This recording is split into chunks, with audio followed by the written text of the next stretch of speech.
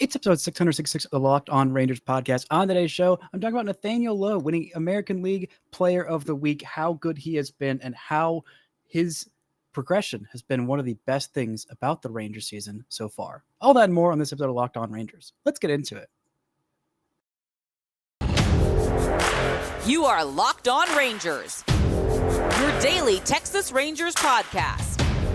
Part of the Locked On Podcast Network, your team every day.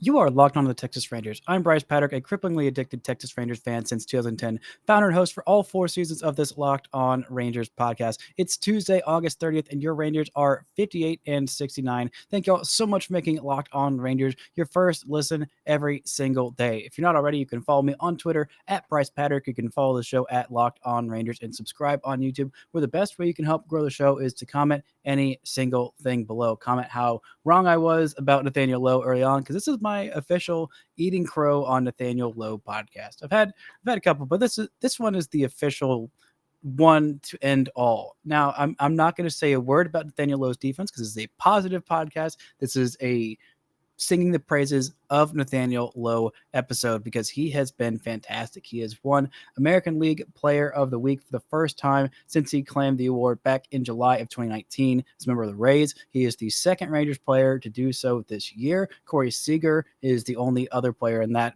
Player of the Week, got him from the fringes into the All-Star game. It's not going to do that for Nathaniel Lowe, but it is going to assure that he is having a fantastic season. This week, he has just been on fire. Since the All-Star break, he has been on fire. In the month of August specifically, he has been lighting the entire world, engulfed in flames with his bat. The guy has just been on another astral plane of existence at the plate, and it has been an absolute delight to watch. As the Rangers' number 3 hitter, he has pretty much been their most consistent hitter all year. He hasn't had quite the downturns that Corey Seager has had. He has had about the same level of highs, with this week kind of culminating what has been a just annihilation of pitching.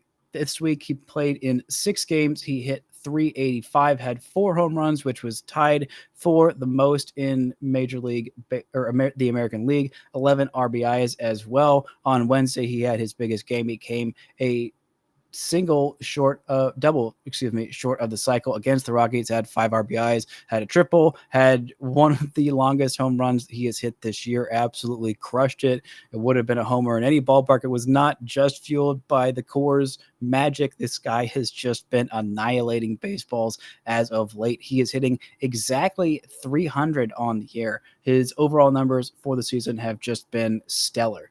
This year he's played in 122 games, started 119 of those, 501 plate appearances so far, 22 home runs, which is a new Major League career high, hitting exactly 300 on base of 349, slugging 498. That is an OPS of 847. His OPS plus is, where'd we go? It is about 40%. His OPS is about 40% above league average. At this point, his OPS plus is 141, exactly 141. He has stolen a pair of bases. He's got 20 doubles. He's got 3 triples, which is third on the team.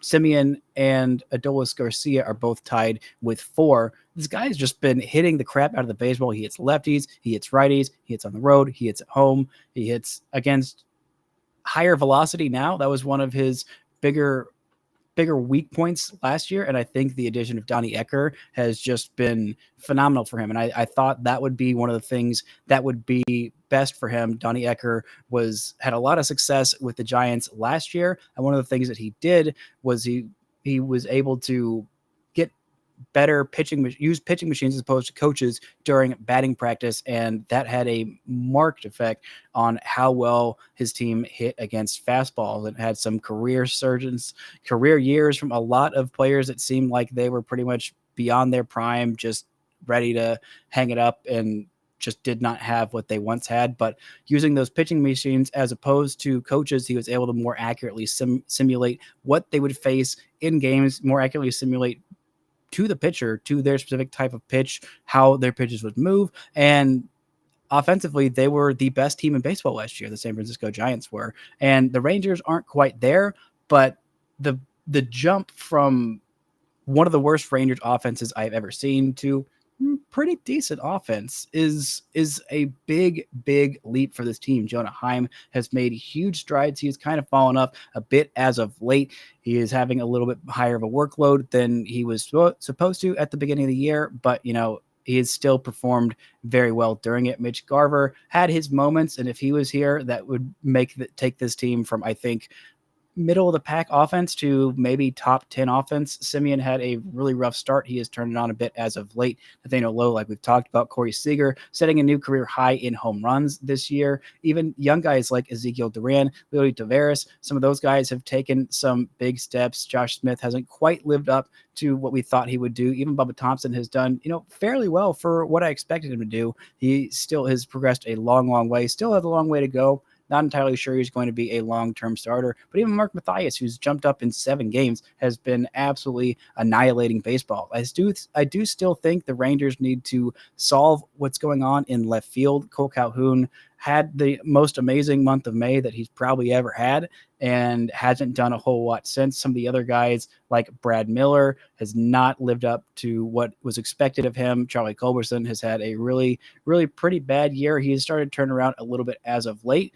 Andy Ibanez wasn't quite able to live up to what the Rangers expected of him and was not able to stick at the big league level. But Nathaniel Lowe has been probably one of the most, him and Jonah Heim, if Heim hadn't fallen off a cliff in the second half, but it's still a big positive development. Jonah Heim's first half and should have been an all-star, and same with Martin Perez and Brock Burke and a couple other guys. But offensively, I got to say that Nathaniel Lowe is the biggest surprise and positive development, because if he hits like this, he can carry a Rangers lineup. He can be that 3-hole hitter. He has been one of the best offensive players in baseball in the entire month of August. It has been fantastic. And having those 3 at the top of your lineup in Marcus Semien, in Corey Seager, and Nathaniel Lowe, then you start adding some of the guys in behind them in Adolis Garcia and Jonah Heim, depending on how well he's doing. And eventually next year, Mitch Garver, again, if you have Mitch Garver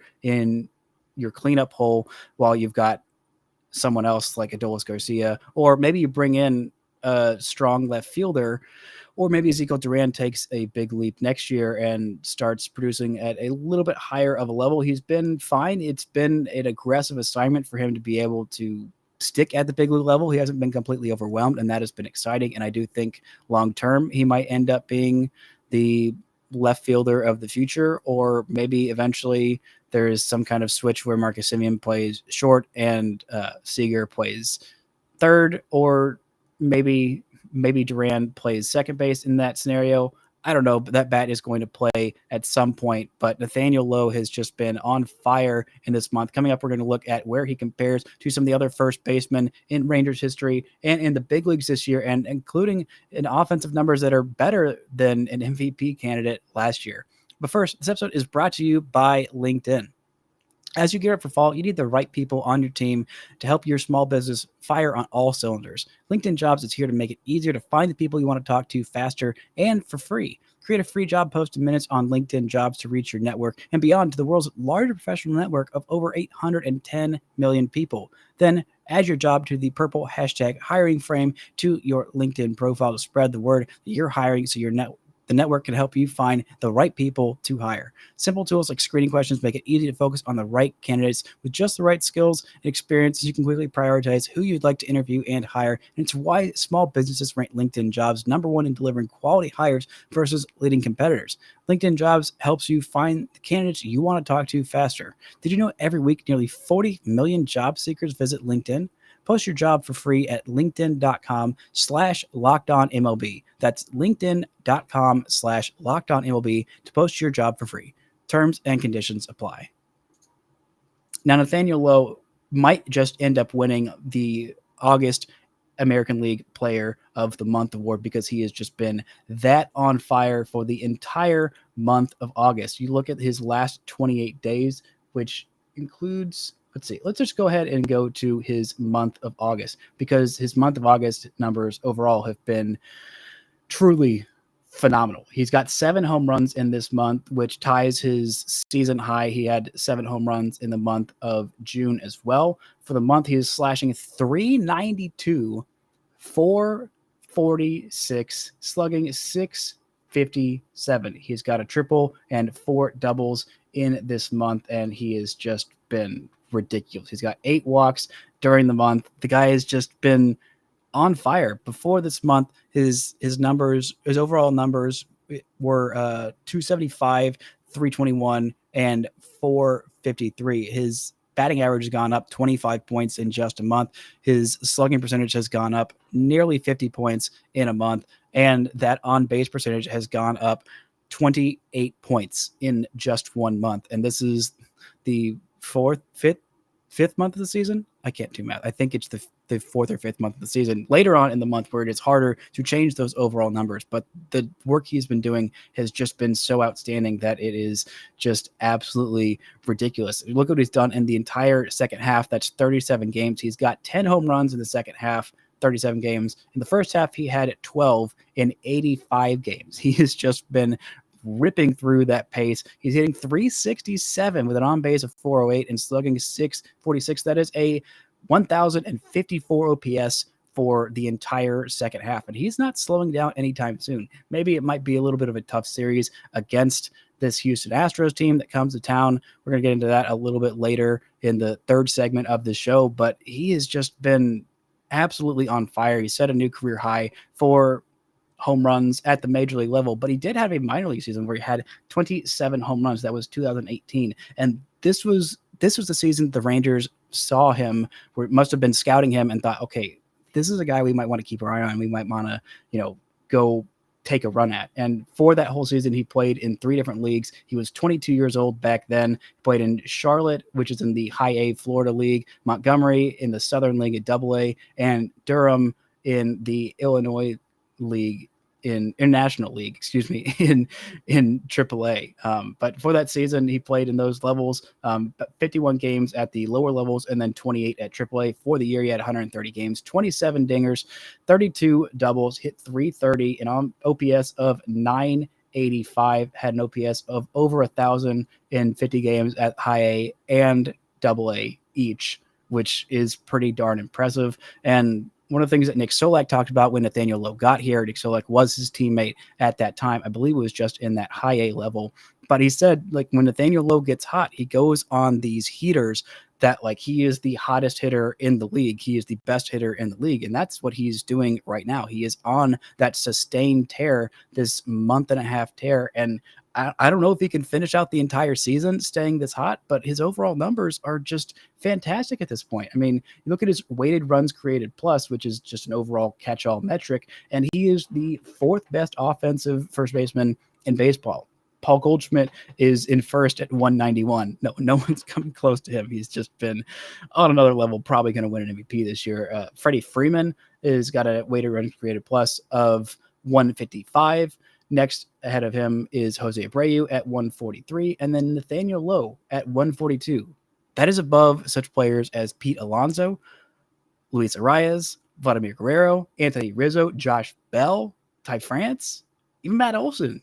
Guy has just been absolutely electric this year. He's a 2.1 WAR, which has him a little bit lower than most of the other players at first base. I mean, Paul Goldschmidt already has a 6.8 WAR at first base, which is just incredibly hard to do. I don't want to give love to the Cardinals, but like Paul Goldschmidt, like, that's pretty darn special. Nathaniel Lowe is 12th in WAR at Major League Baseball first baseman, which is ahead of Ty France of Seattle. He's also played 14 more games than him. Defensively, we're not going to talk about that, but offensively, he has been pretty darn fantastic. He has more home runs this season than Josh Bell. He has more home runs, obviously, than Luis Arias, who's not hitting a whole lot of dingers. More dingers than Freddie Freeman and Jose Abreu. His walk percentage has gone down quite a bit this year, but he is selling out for power and not completely, abandoning everything else to do so. And that is a really difficult thing to do. That is something that I talked about last year. Something that I think has been a constant Nathaniel Lowe problem is that he is a very, very patient hitter, which is good. But he's also got that ridiculous raw power. We see when he gets into one, when he gets a hold of it, how ridiculously hard it's hit and how far those things can travel. But those kind of were more few and farther between. It's kind of a Nomar Mazara-ish type of disease. I mean, Nomar Mazara right now has the hardest hit ball, the farthest hit home run in a StatCast history, which I think is 515 feet. That one, that the one I'm talking about, when he hit to right field on the third deck, like nearly all the way up those bleachers. I think it was against the White Sox. One of the most impressive balls I've ever seen hit. Farther than Joey Gallo's ever hit one, farther than I've ever seen Jorge Alfaro. Both those guys had what seemed like 80 grade raw power, probably farther than Sam Huff has hit one, who also has 80 grade raw power. Nathaniel Lowe has probably 70, 75.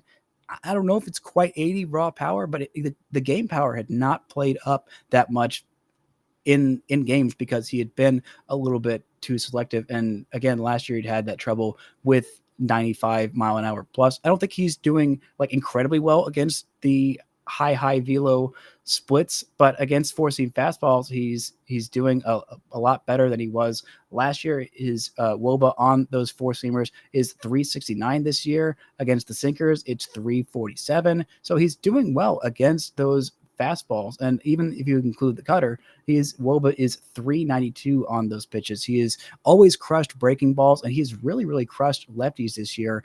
Those lefty-righty splits are some intense reverse splits, but he's not doing poorly against righties. He's got 139 at-bats against lefties. He's got 9 home runs against them, and slugging 611 against lefties, an OPS of 999 against lefties this year, an OPS against righties of 788, and 13 home runs in significantly more plate appearances, 362 against righties to just one below 140 against lefties. He has crushed everyone that has been in front of him, and I think he might be the key to unlocking this Rangers offense and preventing them from having to spend a lot of money on a different position to add to this offense and make them a dangerous potential playoff team next year. Coming up, we're going to take a quick look at the Astros series, a little bit more of a look at Nathaniel Lowe. But first, this word from our sponsors. Now, some of these advanced numbers of Nathaniel Lowe have just been incredibly impressive. His expected batting average in the top 10% of baseball, max exit velo top 11%, expected slugging, hard hit percentage, all those expected WOA, all those in the top quarter of baseball. He has just been so incredibly good, and he hits the ball to all fields. And I think why some of his numbers are doing a little bit better than Corey Seager is something he does better than Seager is use the opposite field. You look at his hits spray chart on Baseball Savant, and there are a crap ton of balls that are hit like right in between that shortstop and third base hole, the 6.5 hole, I believe it is called 5.5, whatever whole number it is. He hits a lot of those where he cannot be shifted against. They have to play him straight up. They cannot afford to shift against him, or he would probably be hitting like 450 or something crazy like that, because he is not just a pull hitter. He is a hitter to all fields. He's got home runs to left, center, right field, obviously a little bit more home runs to right field, a lot of singles to short left, right pass on the left side of the infield, including a lot of doubles down the line down there. A couple of doubles that look like they probably should be home runs to left and left center field. But still, the guy is a very, very complete hitter.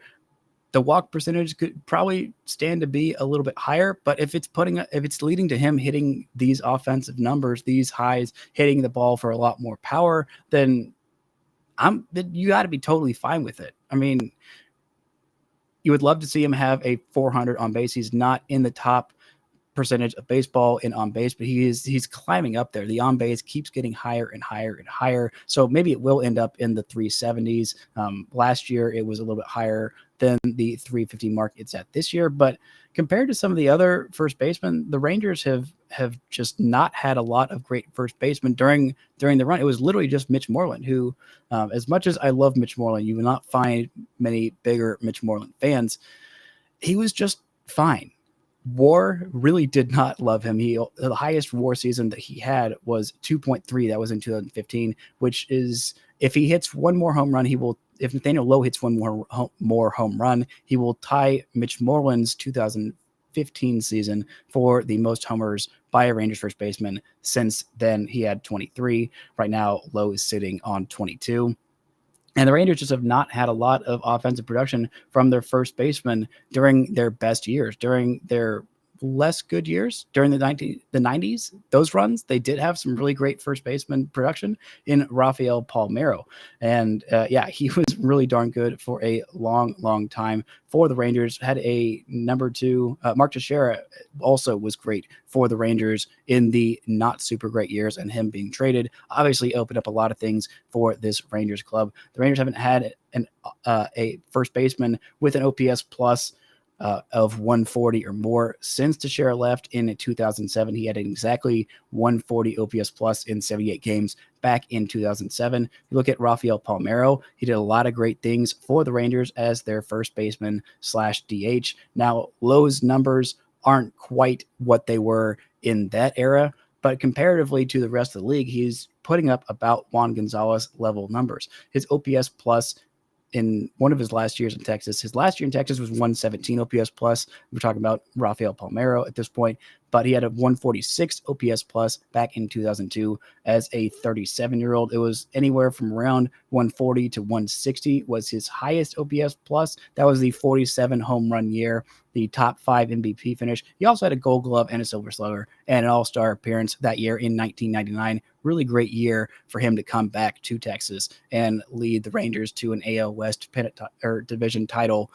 Granted, it didn't end up going well after that, but Lowe has put up those level of offensive numbers, and you really need 3 elite tier bats to have a half decent offense. If you can add 4, that's when you go from a maybe top 15 offense to a top 5-ish offense. If they can keep Mitch Garver healthy and get him to hit like he did in Minnesota, then that will take this lineup from about average to top 10 in all of baseball. If they add another big bat in free agency, like a Joey Gallo, then maybe that's a top 5 offense in baseball. But we all know the priority needs to be starting pitching in the offseason.